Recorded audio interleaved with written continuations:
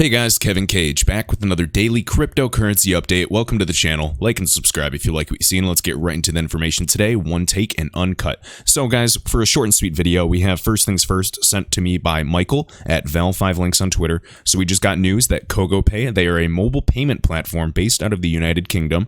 And again, typical users and mobile payment platform, of course, to send money, pay bills, accept payments using QR codes. Of course, this is a technology that's been around for a while, so it should be no surprise that someone like this would sign on to RippleNet as well. And as you can see here, various sources below, this was right on their LinkedIn page talking about Ripple, integrating and connecting to the Ripple system, talking about a focus on blockchain technology. So one step at a time, guys, the revolution is truly upon us.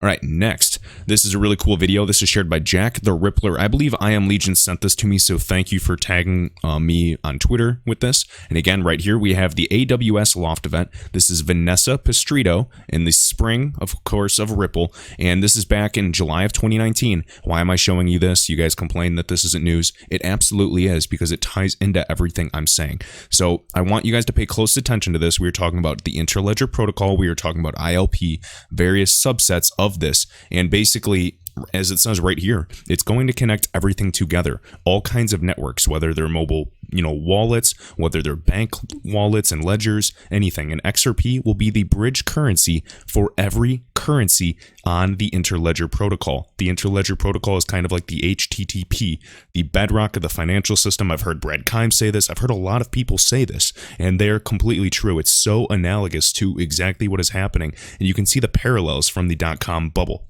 So in this video, I'm actually just going to play this whole thing, if that's all right, and probably, talk at random points. Basically just talking about, today there's $9 trillion in the traditional rails, and, the crypto environment at this time, of course, something in terms of payment volume or some sort was 80 billion. Now, when you divide that 9 trillion by that 80 billion, that's 112 and a half times. Now, keep in mind, XRP is even less than this amount, so you can then add an additional multiplier effect to this number. All right, so listen up really quick, and then I want to give you my 2 cents. The beauty of Interledger also, which this app is built on, is that you can pay in any currency you want. Yeah. So if someone is...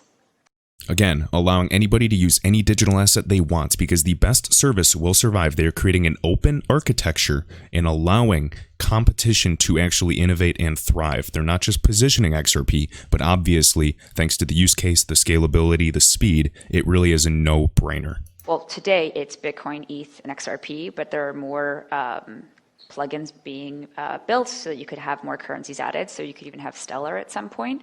And if Max is Stellar loyal and I am an XRP loyalist, then I will just stream payments in XRP and it will pay out in lumens to him. And if you're a Bitcoin maximalist and holding Ether, there you go. I'll be paying in ETH and you will receive in Bitcoin. And so that's what we're building on and making investments on the infrastructure side as well as on the application side, like Hoyle. I wish she was a little more excited when she spoke. Yeah. And this is what I actually really love about this technology. If you look at traditional payments, there's like about 9 trillion, yes, with a T, daily that moves through traditional rails. And if you look at crypto world, it's 80 billion daily. So 80 billion to 9 trillion, 80 billion in that case is kind of like a rounding error. And that's like 80 billion collectively of all of the, the Bitcoins, the Ethereums, the Ripples and Stellars of the world. So you get the gist in terms of potential, guys. Now, even right here below, a key point from this mentions there's, about $9 trillion per day in payments via traditional rails, such as Swift. Now imagine for 1 second, and I know we do this as an exercise, if Ripple could even earn 10% of this market share, $900 billion per day. What could that do for the price of XRP? Well, I'll tell you one thing. The second that high value transfers are on the XRP ledger within the order books, it has to move up in price. And then, of course, it increases more liquidity, attracts more and more market makers. There really is just this type of domino effect. Now, a lot of you might be getting upset with this bear market, and I get it. To the same extent, I'm impatient. I've been waiting a few years at this point. I want it to move. Now, we can quantify and make estimates as much as we want, guys. Bottom line, there is tremendous upside in this market coming in the coming years, absolutely, for all of the top Cryptocurrencies, digital assets that survive, have utility, and prove a purpose. They're not creating problems to solve. They take existing problems and are solving them. And if you guys doubt me and you doubt XRP, that's fine. Sit back and watch. Anything can happen. Now, if we're in a bear market for another year, I guarantee I'm going to have a bunch of people come back, dislike all my videos, tell me I'm an idiot, they were right all along. My answer to that is patience. Long-term results are the same. The end game is the same. Mass adoption is the end game. The IOP, the Interledger Protocol, the W3C, we have some of the biggest groups in all directions creating this true ecosystem for the success of the XRP ledger. This technology is revolutionary, and you can use any currency. It's just an open framework. Like, do you guys realize what is happening? We can actually own part of the protocol. Like, for the first time ever. If this same opportunity existed during the internet bubble, we would be living in a very different world. This is the opportunity of a lifetime. I'm sorry if I'm hyping you guys up, but I'm so excited for the future. And I'm telling you, XRP's true valuation, of course, right now, because the market is saying it's, 20, 22, 25 cents. That's right now. Wait until value is put on the ledger and truly used to scale. Right now, economically, all the geopolitical tensions existing today, the economic, nature of everything going on, you realize that's not sustainable. You know what is coming. You hear the ECB discussing this on a daily basis. You hear Christine Lagarde addressing all of the changes and transformation coming with digital currency. Banks, groups, financial institutions are migrating towards blockchain. I have all of my, friends and colleagues sending me pictures of them having to learn about blockchain and PowerPoints.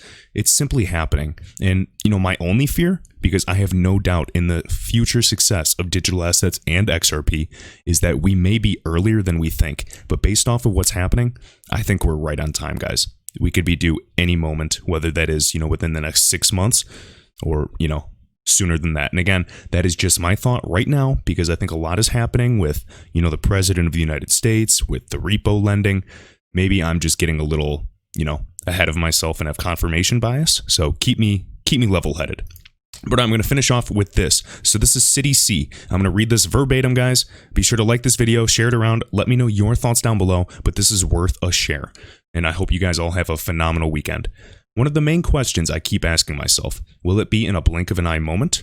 Or, and again, referring to the price of XRP, will it be a blink of an eye moment where it just skyrockets one day and you wake up and the price is much, much higher? Or will it be nice and slow? And facts point to both scenarios, in my opinion. Regulations and decisions are made in an awful slow process, which is normal for such a big market. Absolutely. Now, liquidity needs to increase, and this takes time. This is what I say. They have to build a whole ecosystem around this. And a whole new asset class is being created. New market makers and custodians, of course, with the regulations that surround that as well, should come to the crypto stage. Everything is new, but then again, it is not. MoneyGram is the first significant user of on-demand liquidity. They've used XRP in one corridor, but only 10% of that volume was on-demand liquidity, and this is the US dollar and the Mexican peso. So the corridor is basically that currency pair, that payment highway they're utilizing. Right here, building liquidity is a slow process, is what is being showcased. That's what they're kind of saying. They're saying it's a marathon, blah, blah, blah. Part of me is cynical, and I don't necessarily believe that. I think they can ramp up a lot faster because they built this product for effortless rollout, and they're almost, it just seems scripted to me, but that's just my opinion, guys. We could be, in a marathon. So every techie says this.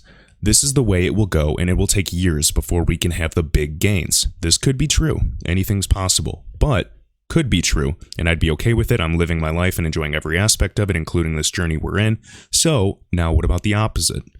RippleNet has a solid base of 300 plus direct customers. They have multi-hop within, and the network effect is even bigger than that. We already discussed, I talk Temenos, I talk Finastra. We're talking over 10K partners of partners under their umbrella right there. Okay, and then regulations is not an issue in many countries to use on-demand liquidity right now. Of course, the United States is lagging behind, but perhaps that's just part of the plan. So now if Ripple wanted to truly build up liquidity, they could do it much faster than they are doing it now. Meaning, why just go with one corridor at 10% with MoneyGram? Even if, right here, if they really wanted to grow fast, they could start with 5, 10, or more corridors at 10% and increase that when time passes. Ripple's software has been tested for years, and it works. And what I want to emphasize again, the rollout is a lot more seamless than they're making it work, or making it making it seem, guys, there's this new narrative that, patience, and so many people were here to get quick money, and then their investment went down 50% and they sold. Like, why on earth would you sell at a loss? I buy low and sell high. I'm not buying high and selling low. It's right here. And you only lose when you sell. But again, completely up to you guys. Make your own decisions. Banks are asking for on-demand liquidity. We know Alex Holmes, CEO, is demanding them to ramp up. Now, banks could use it today without any uncertainty or issues.